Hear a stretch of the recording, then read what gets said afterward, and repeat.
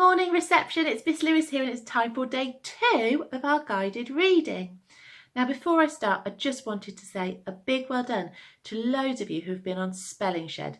Now I had a quick look at the tricky word list that I set up a while ago that's on there every week for you to play on, and I saw that loads of you had got 100%, which means you got them all right. Particularly well done to Ren, Jamie and Imogen. I saw that you've been trying really hard, so well done everybody who's been on. Now, we started reading this book yesterday and I didn't show you the front cover. Well, here it is. Can you remember the title of our book? Let's read it together. The Odd Pet. The Odd Pet. Do you remember? I challenged you to draw a picture of what you thought the odd pet looked like. Well, here he is. Does he look like anything you thought? He seems to have lots of legs. I thought he might be made out of metal and be big and ferocious, but actually he looks quite cute and cuddly. Let's recap what we know so far. Here we go. We know, don't we, that Kim has a cat.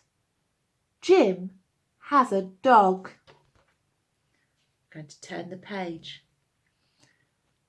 But Viv has an odd pet. That's where we got to yesterday. I'm going to carry on reading the book and we'll ask some questions about it. Are you ready? Let's just go warm up our brains first with practicing some tricky words on some trucks. Do you think you can do it? See how quickly you can read them with me. The. Go. I. To. No. Well done, we got them all right. Before we look in a little bit more detail at the next few pages of our book, let's remind ourselves of our learning objective this week. Remember, we are blending simple words. That means we need to use our robot arms to sound out words and push them back together. Our reading strategy is using our phonic sounds. So you can always get your sound map ready with you if you need it. Look out for some of our new sounds or sounds that you might not know, like j, v, z and y in this book. And here are 3 of the key words that I picked out of the book. Let's have a look at those again in a little more detail. Here they are. See if you can say them with me. The. Remember, sound it out. Odd. Odd. Can you remember what odd means? And it. It. Well done, everybody. Okay, let's sound out the words and read the text. It. It's. Is. It is a zog. Zog. It is a zog. Oh, look, there's one of our new sounds. Not. Not a at cat. Not a dog. Dog. But a zog. It is a zog. Not a cat, not a dog, but a zog.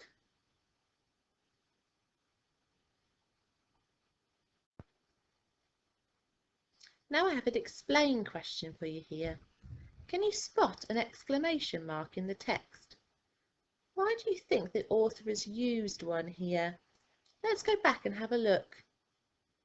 Can you spot an exclamation mark? Pause the video and reread the sentences. See if you can spot them at the end. When you're ready, press play again. Here's one. There it is. Can you spot another one? I think there's another one here.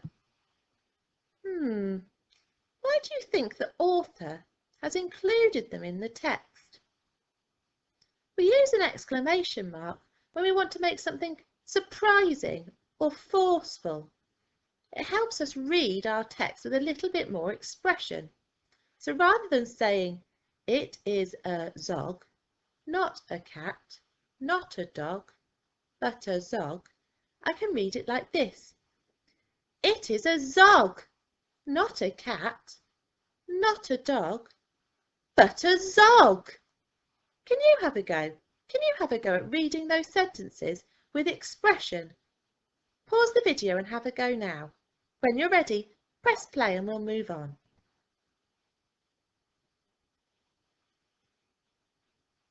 Now it's time to read the next page. Oh, there's my tricky word, the. The zog. Zog is fat. Fat. It has ten red legs. The zog is fat. It has 10 red legs. Now I've got a vocabulary question for you. So we're looking at the words in the text and what they mean. Which word means the same as plump? If you describe somebody as being a bit plump, what word has the author used that means the same as this word? And when you're ready, can you pause the video? Can you think of any more words that describe the zog? Let's go back and have a look at the text. The zog is fat. It has 10 red legs. Which of those words means the same as plump? Is it 10? No, I don't think 10 means plump. Is it red? No, I don't think red means plump. The zog is fat. Here it is. The word fat means the same as plump. Did you get it right? Well done if you did. Perhaps you can see if you can think of any more words that mean the same as fat.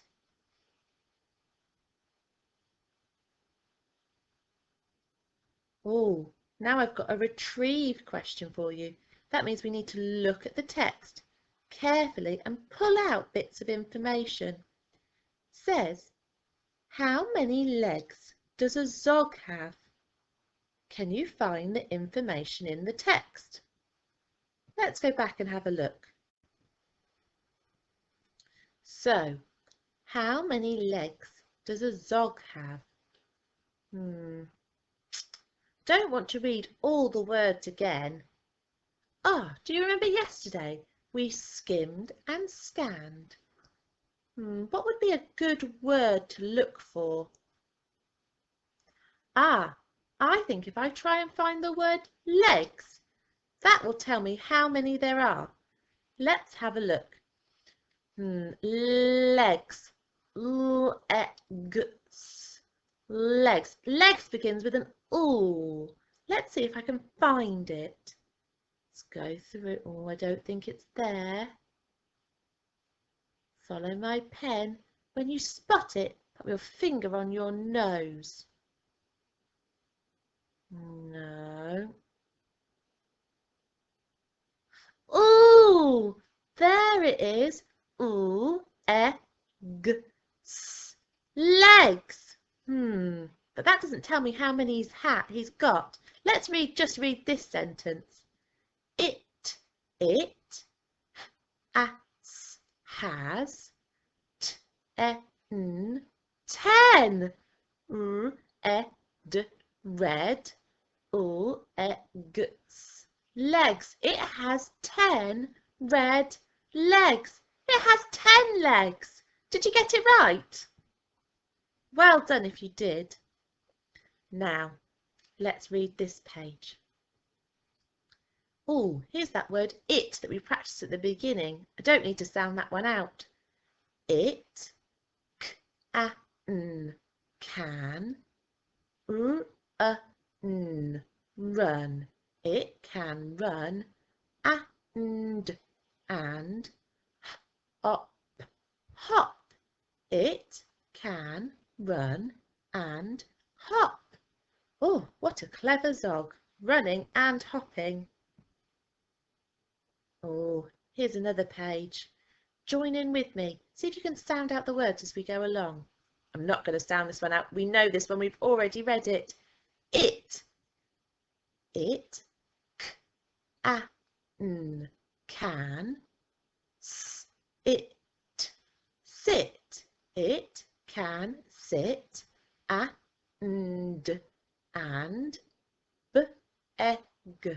beg. It can sit and beg. Oh, now I've got an inference question for you. Do you think a Zog would make a good pet? Can you use the information that we've just read in the text to support your answer? So think about a Zog. We've learnt that it can sit and beg and it can run and hop. Do you think it would make a good pet? Can you use because in your sentence to explain your answer? Have a go for me. Okay, so we're going to stop reading our text here and we'll finish the rest of the book as the week goes on. Now here's your activity for today. Have a go at reading the words on the next slide. I'll put them on in a minute and you can pause the video. Can you read them with the different punctuation? Have you included full stops and the exclamation marks we looked at earlier? Then, if you've done that and you'd like to, can you draw and label a picture of a pet you would like to have? It might be a pet you already have, or maybe you're desperate for a dog, or a goldfish, or a cat. Could you draw a picture? What can they do, or what would you like them to be able to do? Are they good at playing fetch? Can they swim? Do they like to eat lots? Can you write some sentences, or maybe just some words to describe them? Well done today, reception. You did really well. We'll carry on with our reading tomorrow. Now it's time for our story. And today I'm going to read you Bob's Best Ever Friend. It's set in space, just like our topic. So when you're ready and you're sitting comfortably, I'll begin. It was Tuesday morning in space and nothing much was happening. By 10 o'clock, Bob, the man on the moon, had finished all his jobs for the day.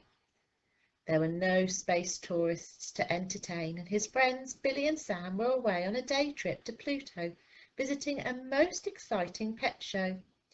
They hoped to see some alien animals there, but Bob thought they'd be disappointed. After all, everyone knows there's no such thing as aliens, and especially not alien animals. With nobody to talk to, Bob felt a little glum. Then, at lunchtime, he even had a bounce on his bouncy castle alone, and that had never, but never happened before. Quite frankly, Bob was a bit lonely.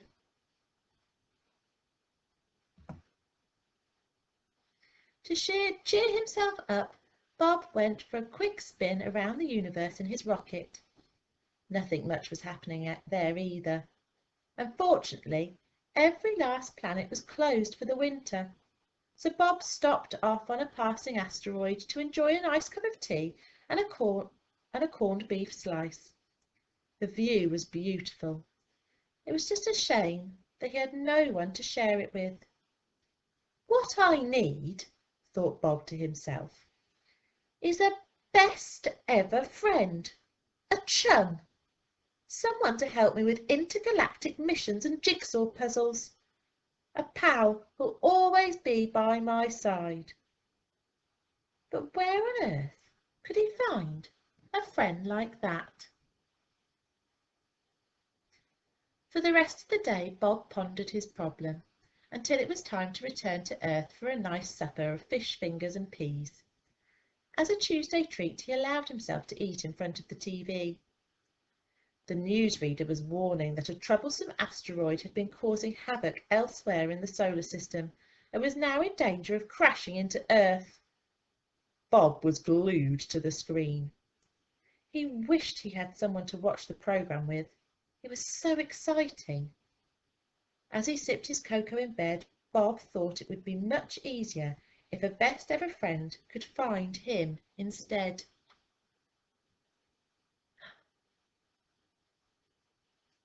Who can you see on the asteroid? The next day, Bob didn't have to start work until the evening, so after some early star jumps in the garden, he cycled into town to do a spot of shopping. Firstly, he had a quick peek around the modern art gallery. Then he bought 2 smallest batteries to power his rocket, a small pair of moon-patterned underpants, half price in the sale, and a newspaper, hot off the press. The streets were busier than ever. Bob wondered how on earth anyone could hope to spot a best ever friend in a place like this. In the midst of his daydreams, Bob suddenly found himself staring into the window of a local pet shop. Cats, rats, and bats. At first he was a trifle confused. Why had he gone there?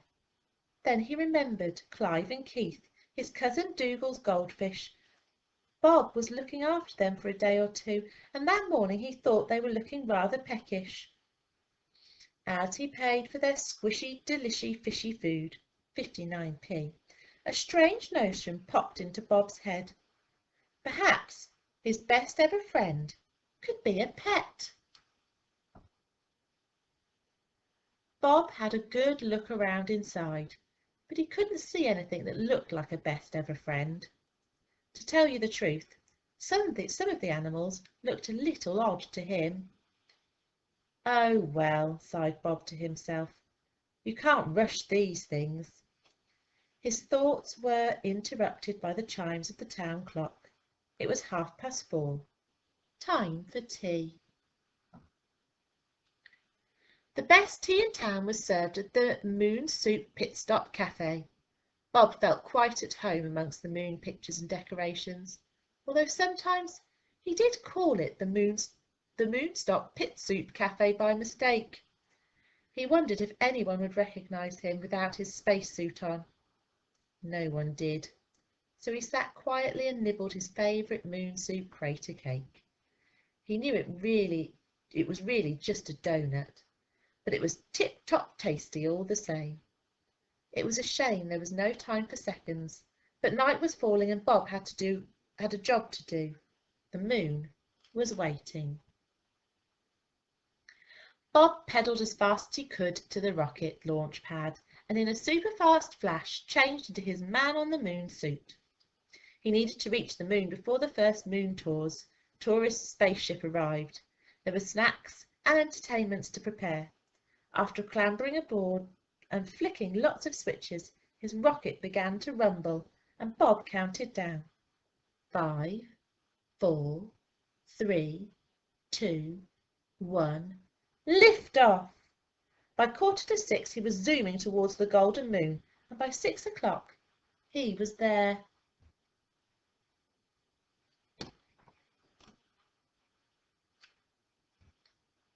Bob welcomed the tourists with a free mini pork pie and a speech. Then he performed his thrilling moon-themed variety show, and everyone went home happy. Everyone, that is, except Bob, who was alone once more. Quietly, he packed away his props and began his weekly crater count. And that's when it happened. There, popping out of crater number 204, was a little furry tail. What could it be? The closer Bob got to it, the faster the tail wagged, and then, as if by magic, something amazing shot out of the crater. No one in the whole universe would have expected to see what Bob saw at that moment. It was a dog, the most smiley, springy dog Bob had ever seen. He had no idea where it had come from or how it had got there, but he didn't care. He didn't even care that it looked a little odd. All Bob knew was that from this moment onwards they would be the best ever friends. It was as if it had been written in the stars. Bob called his dog Barry, and each day with their friends they would run and they would leap and they would play, except of course on Tuesday lunchtimes. They would bounce and bounce and bounce. The end.